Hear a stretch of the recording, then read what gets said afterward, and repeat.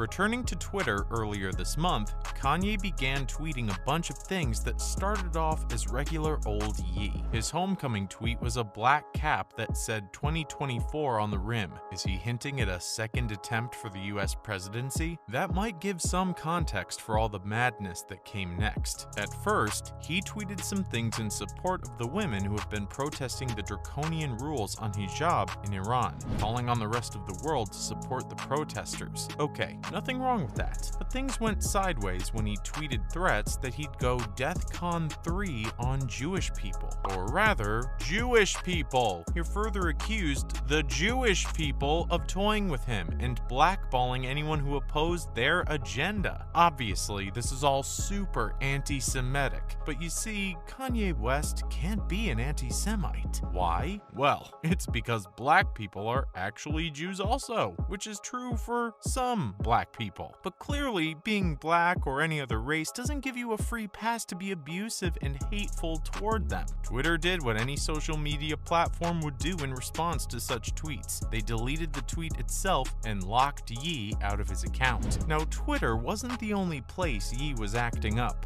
You're gonna need a little more context for this one. Earlier this week, Kanye West showed up to the secret runway presentation of his 9th Yeezy collection in an insane t-shirt that said White Lives Matter on the back. Why on earth would he do this? He's offered many explanations, but more on that later. His freshly cleared Instagram feed begins with a black and white picture of his mom when she was young. It's followed by 2 posts in which people heap praise on Kanye for wearing the shirt, one of them being his dad, with whom Kanye has been getting closer since the death of his mom. And then come screenshots from his conversation with Tremaine Emery, a fashion designer who founded Denim Tears and currently serves as creative director of Supreme. In the conversation, he offers bizarre justifications for the way he treated Virgil Abloh in his final months and rants about black people gaining power for themselves. Even here, he doesn't think much of the Black Lives Matter movement. What you won't find in his feed now is yet more anti-Semitism. In a screenshot from his conversation with Diddy, he tries to convince Kanye not to wear the t-shirt, to which he responds with accusations that Diddy is being controlled by the Jews. That post got deleted too, and resulted in Kanye being locked out of his Instagram account as well.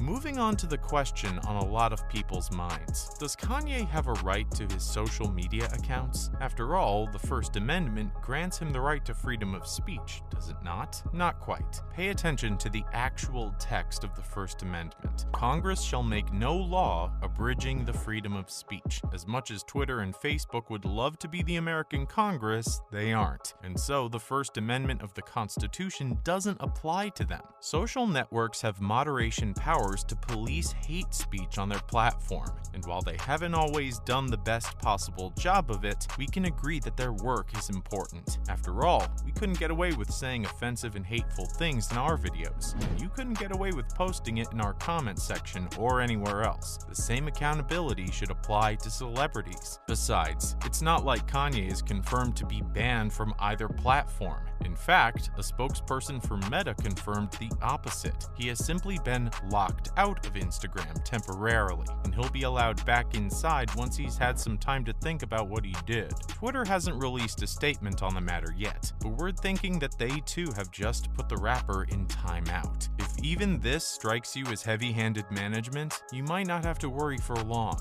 as Elon Musk has changed his mind and he'll be buying Twitter, just so he can give true freedom of speech to people like Kanye. Coming up, it isn't just Twitter and Instagram that are turning their backs on Ye. In the wake of all these posts, Adidas made an official announcement that they're reviewing their partnership with Kanye West in his Adidas Yeezy line. On some level, you could be surprised that it took them this long to begin the review process in the first place. When Kanye first emerged from hibernation, he started by attacking Adidas for releasing the Adilette 22 slide and the Adifom Q sneakers, accusing them of copying his designs. He also opposed the ascension of Daniel Cherry III to the position of CEO. In fact, he's probably the only reason you even know who the CEO of Adidas is. But Adidas made a tactical decision to not address the heat publicly. Instead, we only heard from Kanye that he'd be running out of his current agreement agreement with the three stripes, having a co-parenting relationship with the brand until then. This might be too far for Adidas though. No brand, especially not a German brand, will want to be associated with anti-Semitism, and it doesn't seem like anyone can rein Kanye in right now. There might be a clause in the contract that allows Adidas to terminate the contract faster, and they may end up using it. So if Ye's recent behavior hasn't turned you off him completely, you might want to grab the Analog 700 MNVN and the Faded Salt 700 V3s while they're still available. These could be the last Adidas Yeezys ever. Now you might be asking what exactly has gotten into him lately. Well, here's what Kanye has to say for himself. While the tweets were more erratic, the screenshots of his texts do a better job of revealing where he's at. He's concerned for the rights of black people, but at the same time, he's offended that white companies are using black people for marketing power. For instance, he thought that Virgil and Tremaine's work for the LVMH fashion brands Louis Vuitton and Supreme was the corp exploiting black talent. He probably feels the same for himself and Adidas. And of course, he did a big two-part interview on Tucker Carlson's show. It's a real roller coaster if you care to listen to it. He implied that Jared Kushner, a Jewish man, brokered the Abraham Accords between Israel and some of the Gulf nations and Sudan as a way to make money, while also blaming the White Lives Matter backlash on Anna Wintour. The key thing to note is that Ye, who spent years putting his mom's name on everything and honoring what she did for him, called her a liberal actress who took him away from his conservative ex-Black Panther dad. The two have gotten close recently, and his dad gave him props for the t-shirt. Finally, let's try to make sense of all this. There are two possibilities of what could be going on with Kanye. The first one is the one that a lot of people have associated with Ye, and that is his desire for attention. Sure enough, all the things he's doing right now have gotten him a lot of attention, but we don't think that this is really the truth. After all, at this point, Ye could trip in the street and get on the front page of all the tabloids. We think that Ye is once again taking aim at the White House. He isn't making 2024 caps for no reason after all. While his 2020 presidential run was half-hearted and spontaneous, it looks like he's really gearing up for round two,